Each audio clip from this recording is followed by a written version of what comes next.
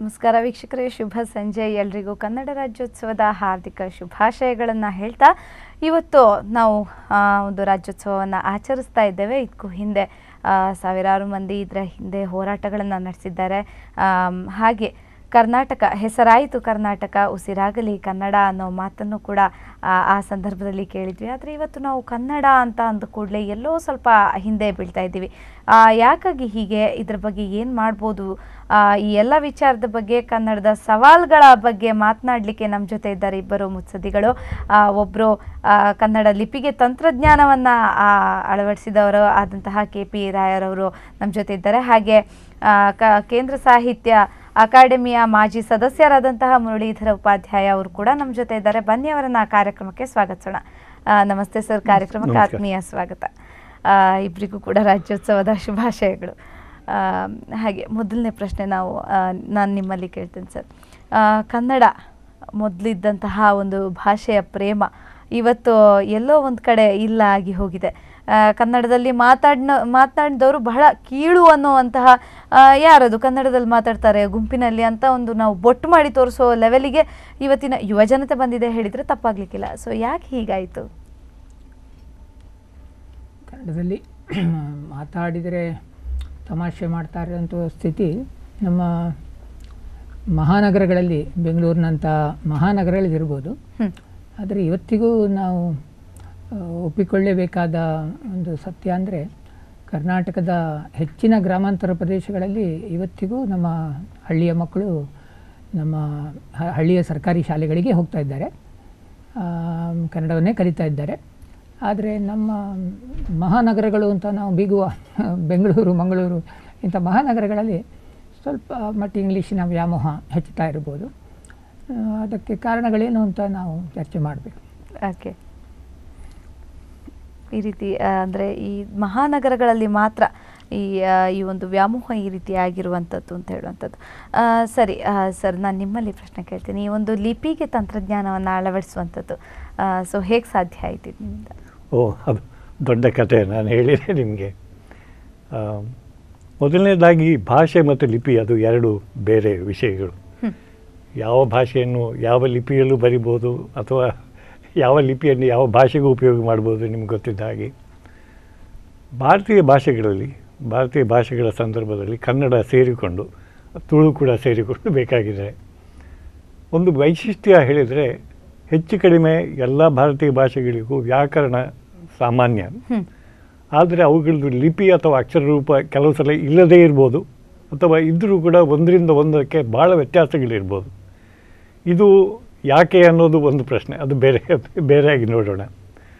ಭಾಷೆಗಳಲ್ಲಿ ಕೂಡ ಹೆಚ್ಚಿನ ಭಾಷೆಗಳಲ್ಲಿ ಸಾಧಾರಣವಾಗಿ ಸಂಸ್ಕೃತದ ವ್ಯಾಕರಣವನ್ನೇ ನಾವು ಉಪಯೋಗ ಮಾಡ್ತಾ ಇದ್ದೇವೆ. ಸ್ವಲ್ಪ ಅಲ್ಲಿ ಇಲ್ಲಿ ಪುಟ್ಟ ಬದಲಾವಣೆಗಳನ್ನು ಮಾಡಿಕೊಂಡು. ಒಂದು ಕನ್ನಡ ಏನು ಅಂತ ಕೇಳಿದರೆ ನೀವು, ಅಥವಾ ಈಗ ಮಲಯಾಳಂ ಏನು ಅಂತ ಕೇಳಿದರೆ ಅದರಿಂದ ಸಂಸ್ಕೃತ ತೆಗೆದರೆ ಅಥವಾ ಸಂಸ್ಕೃತ ಜನ್ಯ ಶಬ್ದಗಳನ್ನು ತೆಗೆದರೆ ಮಲಯಾಳ ಭಾಷೆಗೆ ಉಳಿಯೋದಿಲ್ಲ. ಹಾಗೆ ಕನ್ನಡದಲ್ಲಿ ಬಹಳ ಸ್ವಲ್ಪ ಉಳಿಬೋದು, ಅಥವಾ ಇದು ತಮಿಳಿನ ಹಾಗೆ ಕೇಳ್ಬೋದು, ಅಷ್ಟು ಮಾತ್ರ ಭಾಷೆ ಕನ್ನಡದಲ್ಲಿ ಉಳಿಬೋದು, ಬಾಕಿ ಎಲ್ಲ ಸಂಸ್ಕೃತದ್ದೇ. ಆದ್ದರಿಂದ ಇದು ಒಂದು ಬಹಳ ಅನುಕೂಲ ಸಂದರ್ಭ.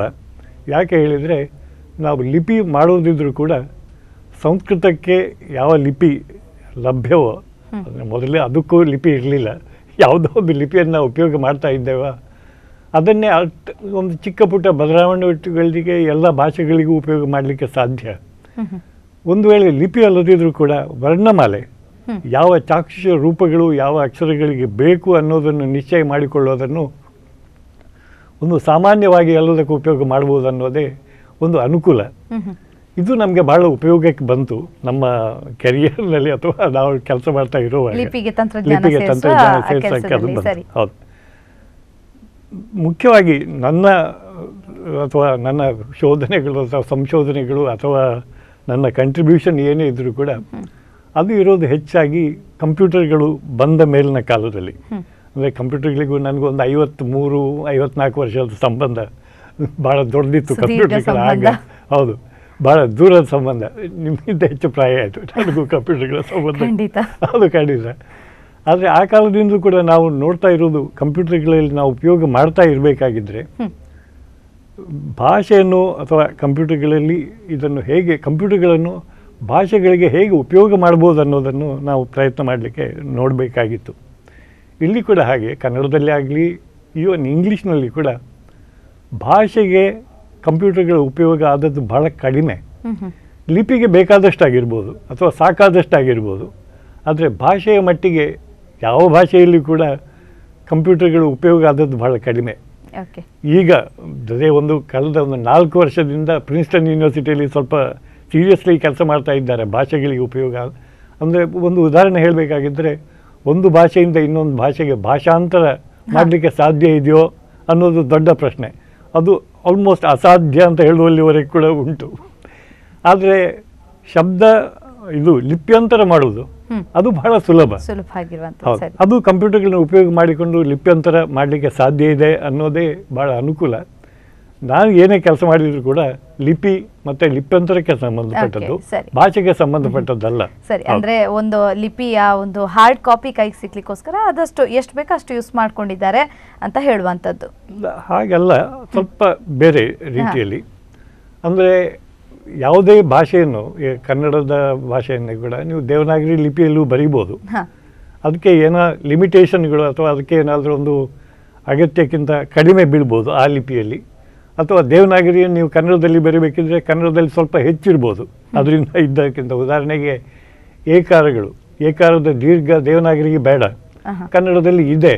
ಆದ್ದರಿಂದ ಅದನ್ನು ಹೇಗೆ ಉಪಯೋಗ ಮಾಡ್ಬೋದು ಅಥವಾ ಹೇಗೆ ಉಪಯೋಗ ಮಾಡಬಾರ್ದು ಅನ್ನೋ ವಿಷಯದಲ್ಲಿ ಭಾಳ ಯೋಚನೆ ಮಾಡಲಿಕ್ಕೆ ಸಾಧ್ಯ ಇದೆ. ಅದು ನನಗೆ ಭಾಳ ಸುಲಭವೂ ಆಯಿತು ಆ ಕಾಲದಲ್ಲಿ ಮಾಡೋದಕ್ಕೆ. ನನ್ನ ಹೆಚ್ಚಿನ ಕೆಲಸಗಳೆಲ್ಲ ಅದಕ್ಕೆ ಸಂಬಂಧಪಟ್ಟದ್ದು. ಅದಕ್ಕೆ ಕಾರಣ ಕೂಡ ನಾನು ಮೊದಲೇ ನಿಮಗೆ ಹೇಳಿದ ಹಾಗೆ, ನಾನು ಮೊನೋಟೈಪ್ ಅಂತ ಹೇಳುವ ಭಾಳ ಒಂದು ಮುಖ್ಯವಾದ ಕಂಪನಿಯಲ್ಲಿ, UK ಕಂಪನಿ, ಅದು ಇಂಗ್ಲೆಂಡಿದ್ದು ಕಂಪನಿ, ಅದರಲ್ಲಿ ಡೈರೆಕ್ಟರ್ ಆಗಿದ್ದೆ. ಆ ಕಾಲದಲ್ಲಿ ಕಂಪ್ಯೂಟರ್ಗಳನ್ನು ಉಪಯೋಗ ಮಾಡಿಕೊಂಡು ಮೊನೋಟೈಪಿನದ್ದು ಸಾಧಾರಣ 100 ವರ್ಷ ಹಳೆಯತ್ತು ಅವರ ಫಾಂಟ್ ಇದ್ದು ಅಥವಾ ಅವರ ಈ ಲಿಪಿ ಶಾಸ್ತ್ರದ ಜ್ಞಾನವನ್ನು ಉಪಯೋಗ ಮಾಡಿಕೊಳ್ಳೋದು ಕನ್ನಡ ಮತ್ತು ಬೇರೆ ಭಾರತೀಯ ಭಾಷೆಗಳಿಗೆ ಕೂಡ ಉಪಯೋಗ ಮಾಡುವ ಅಗತ್ಯ ಬಿತ್ತು. ಆದರೆ ಭಾಳ ಒಂದು ವಿಶೇಷ ಹೇಳಿದರೆ, ಕಂಪ್ಯೂಟರ್ಗಳನ್ನು ಭಾರತೀಯ ಭಾಷೆಗಳನ್ನು ಮುದ್ರಣ ಮಾಡೋದಕ್ಕಾಗಿ ಅದರ ಹಿಂದೆ ನಾನು ಉಪಯೋಗ ಮಾಡಿಕೊಂಡಿದ್ದೆ. ಅದು ನಮ್ಮ ಟಾಟಾ ಪ್ರೆಸ್ನಲ್ಲಿ ನಾನು ಕೆಲಸ ಮಾಡ್ತಾ ಇರುವಾಗ ಇರಾವತ ಮಹಾದೇವನ್ನೊಬ್ಬರು ಬಂದರು.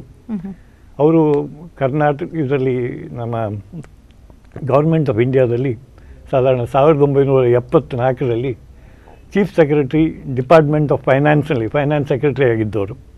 ಅವರಿಗೆ ಲಿಪಿಶಾಸ್ತ್ರದ ಮೇಲೆ ಅದಕ್ಕಿಂತಲೂ ಹೆಚ್ಚು ಲಿಪಿಯ ಮೇಲೆ, ತಮಿಳು ಲಿಪಿಯ ಮೇಲೆ ಬಹಳ ಇಂಟ್ರೆಸ್ಟ್ ಇತ್ತು. ಆದ್ದರಿಂದ ಅವರು ಸಿಂಧೂ ಲಿಪಿದ್ದು ಒಂದು ಪುಸ್ತಕ ಮಾಡಬೇಕು, a concordance of Indus valley script ಅಂತ ಒಂದು ಮಾಡಬೇಕು ಅಂತ ಹೊರಟರು. ಅದಕ್ಕೆ ಮಾಡೋದಕ್ಕಾಗಿ ಅವರಿಗೆ ಆ ಕಾಲದಲ್ಲಿ ಕಂಪ್ಯೂಟರ್ಗಳಿಂದ ಮುದ್ರಣ ಆಗೋ ಹಾಗೆ ಎಲ್ಲ ಲಿಪಿಯ ಅಕ್ಷರಗಳನ್ನು, ಚಾಕ್ಷುಷ ರೂಪಗಳನ್ನು ನಾನು ಇಂಡಸ್ ವ್ಯಾಲಿ ಸ್ಕ್ರಿಪ್ಟಿಗಾಗಿ ಮಾಡಬೇಕಾಯ್ತು. ಅದರಿಂದ ಅದೇ ಉಪಾಧ್ಯಾಯರಿಗೆ ನಾನು ಯಾವಾಗಲೂ ಹೇಳ್ತಾ ಇದ್ದೆ, ಮೊದಲನ ಭಾರತೀಯ ಲಿಪಿ ಕಂಪ್ಯೂಟರ್ಗಳಿಗೆ ಹೋದದ್ದು ಸಿಂಧೂ ಲಿಪಿ ಅಂತೇಳಿ.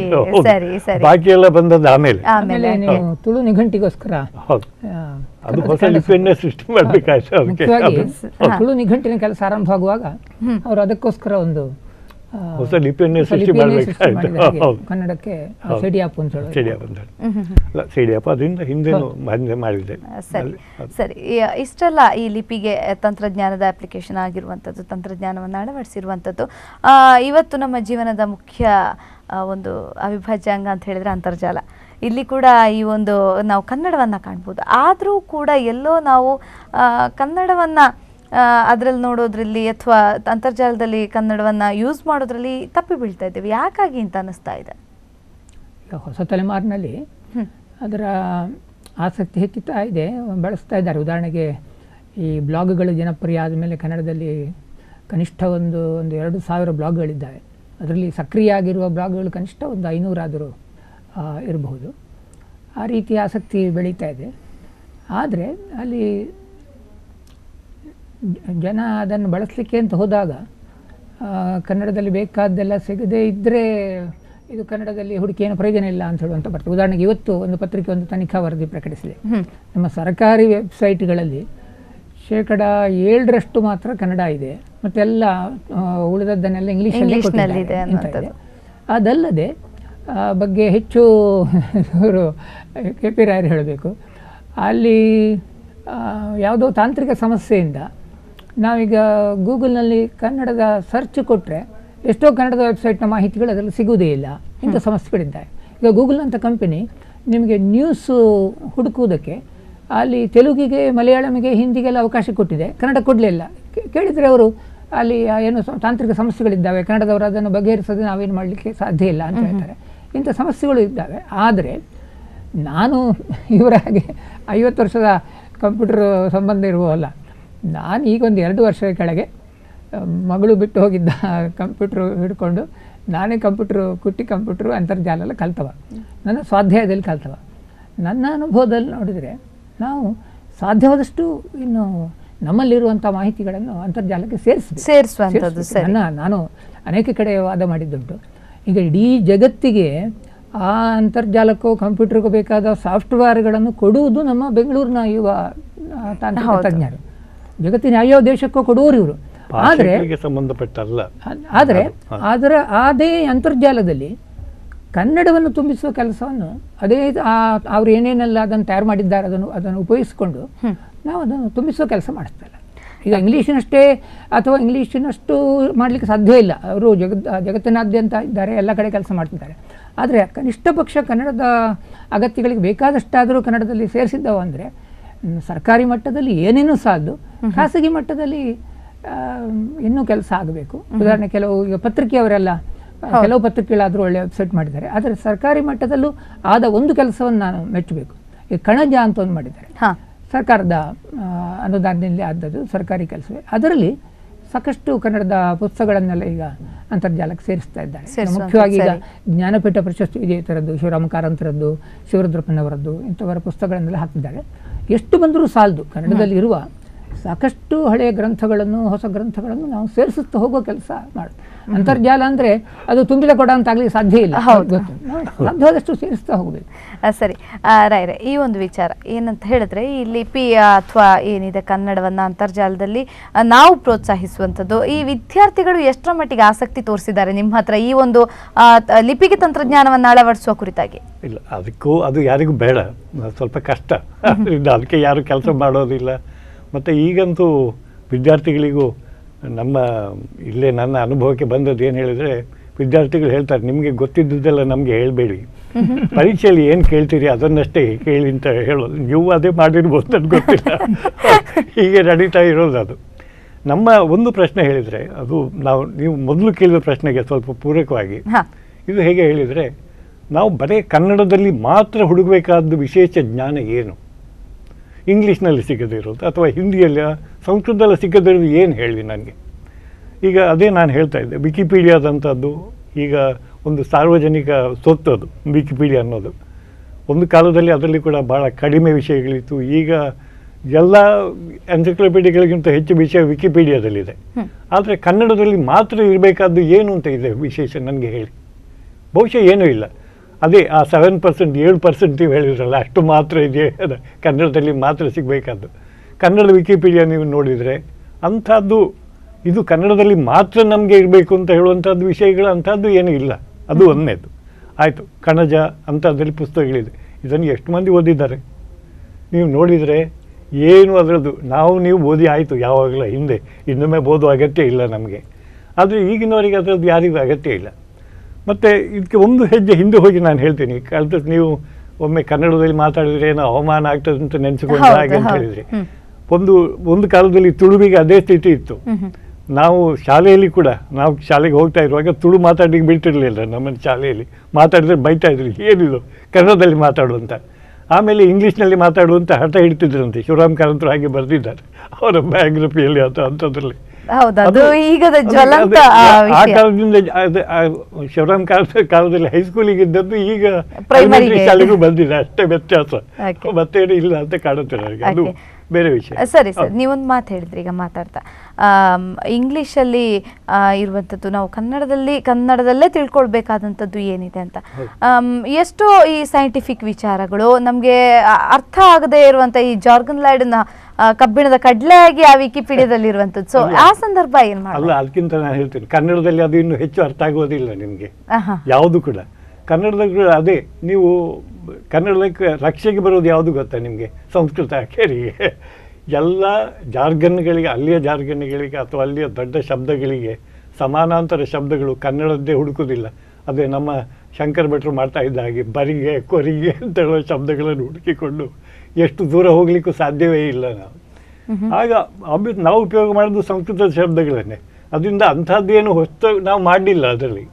ಮತ್ತು ನೀವು ಕನ್ನಡದಲ್ಲಿ ಅಥವಾ ಸಂಸ್ಕೃತದಲ್ಲಿ ಅದನ್ನು ಹೇಳಿದರೆ ಇಂಥದ್ದು ನಿಮಗೆ ಹೆಚ್ಚು ಅರ್ಥ ಆಗ್ತದೆ ಅಂತ ಹೇಳೋದು ನಾನು ಒಪ್ಪೋದಿಲ್ಲ.